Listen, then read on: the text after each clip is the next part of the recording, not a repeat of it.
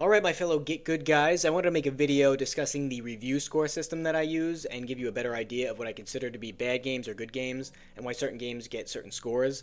This is going to be a shorter, quick video, and game review videos usually take too long with the little amount of time that I have available, and there's a lot of other things that I really want to talk about.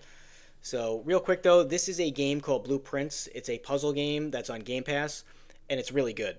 For these videos, I want to highlight games that I think are good, but ones that I wouldn't necessarily review. You play as the nephew of some rich guy who owns a mansion that changes its layout every day, and your goal is to reach a secret room called the Antechamber. And each time you go through a door, you draft a new room, and these rooms can have different benefits or detractions, and they all have a certain number of doorways. It's a really interesting and unique game with great music and a hand-drawn art style, so check it out if you can. So as I mentioned in my review videos, I use the film review system, which I think is the easiest to understand and apply. And most game review systems are way too broad, looking at you, IGN. This smaller review scale, which encompasses 1 to 4 stars, with 1 being bad, 2 being average, 3 being good, and 4 being a must play, in my opinion, is just better. There's also half star increments to nudge a rating in a direction, so 1.5 stars is below average, 2.5 stars is above average, 3.5 stars is a really good game. So let's break down all the scores. 1 star games, just plain all around stinkers, are about as rare as must play games are. If you think about it, how many truly bad games are there? I mean, the last couple of years, recently I could think of Mind's Eye, the day before, which was a colossal disaster, that Gollum game. Those are really bad games, and they're not too common. That E.T. game that came out in 1983 that basically helped crash the video game industry at that time, that's probably the worst game of all time for that reason. These are games that have almost no redeeming qualities, and if they do, they are so massively overshadowed by the level of just terrible technical performance and design that it doesn't matter. Best to flush this down the toilet with the rest of the crap. A 1.5 star game, a below average game, is one that's not really fun to play. It's most likely technically dog shit, lots of bugs, doesn't look or sound great, but there are aspects of it that are kind of fun, and you can almost see how it could have been a halfway decent game. An example of this is Cyberpunk when it first came out. It was such a catastrophe from a technical standpoint, but you could see if CD Projekt had just taken some more time to develop it, it could have been something good, which it ultimately ended up being when they took the time and fixed everything. Reworked the RPG mechanics and also salvaged their reputation because they were the darlings of the industry to us gamers at that time. A 2 star game, an average game, is one where everything is of pretty high level quality, though this may vary a bit amongst different things such as visuals, controls, or story, for instance, but it either also misses the mark with some fairly prominent gameplay systems or is just completely unremarkable in any way. This is the score that would be the most divisive amongst players, I think, as most players could either enjoy it or could not care for it at all. An example of this that comes to mind is Dead Island 2, a pretty solid game on all fronts, with the exception of the story. And it can certainly be fun regarding combat, but there's not much else interesting about it. I know that game had a troubled history, but the final product is unremarkable and doesn't do anything new. However, there are a lot of people who really had a good time with it, and that's why it's a great example of a 2 star game. Now, a 2.5 star game is a game that, again, has pretty high quality amongst its different parts, but is still marred by either technical performance or a gameplay system that doesn't quite meet expectations. That being said, regardless of these things, the game was actually a very fun and enjoyable experience. It just doesn't leave much of an impression after it's completed.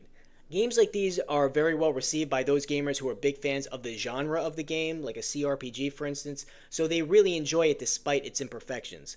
For other gamers, it can be a game that gets played for a while but never gets finished, or is finished and mostly forgotten.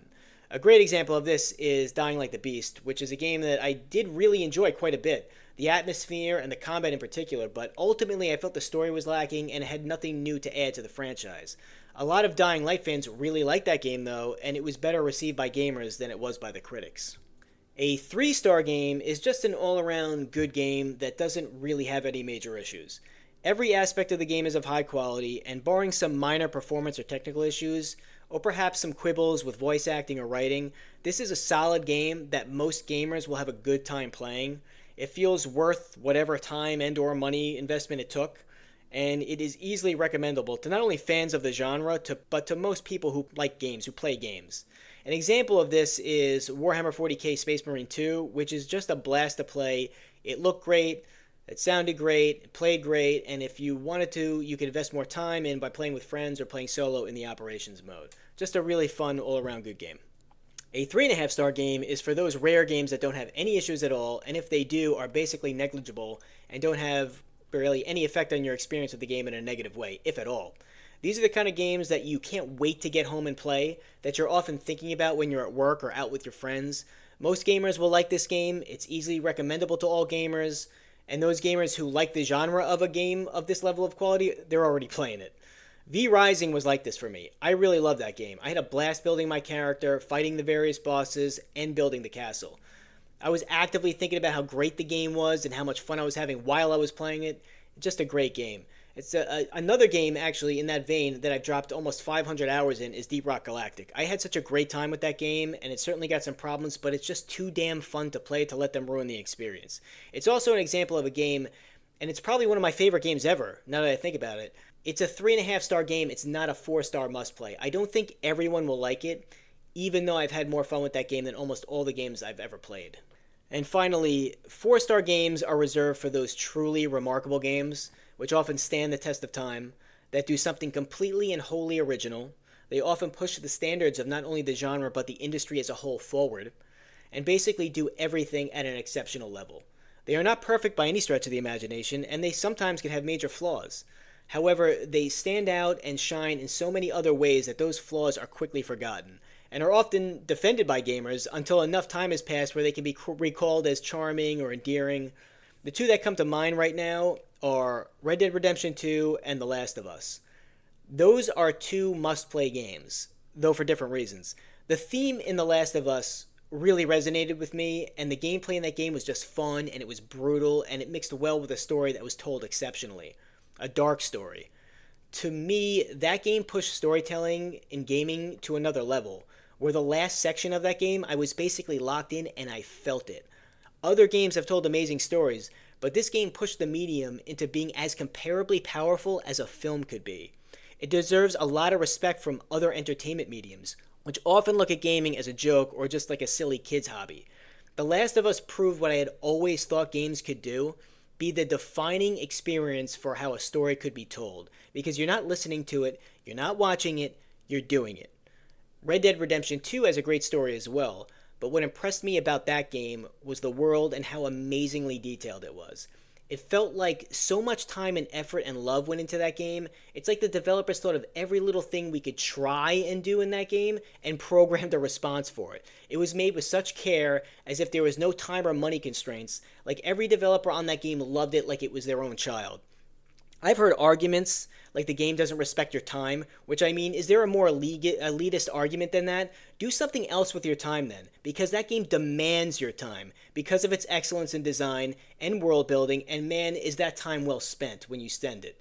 And I love the fact that Rockstar doubled down on making the game almost like a Wild West simulator by going even further than RDR1 into realism.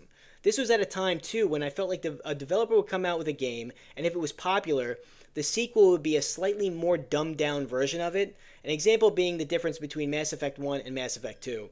Though most people prefer 2 over 1, and I understand where they're coming from, but moving away from the BioWare stock formula over to the EA-influenced, more action-y type of gameplay at that time really rubbed me the wrong way, and old-school fans of BioWare games can understand what I mean. But look, that's a great game series nonetheless. So those are examples of a 4-star must-play game. So that pretty much wraps it up. That is a more detailed look at the review score system that I use, how I apply those scores, and I will see you in the next one, my skill-impaired brethren.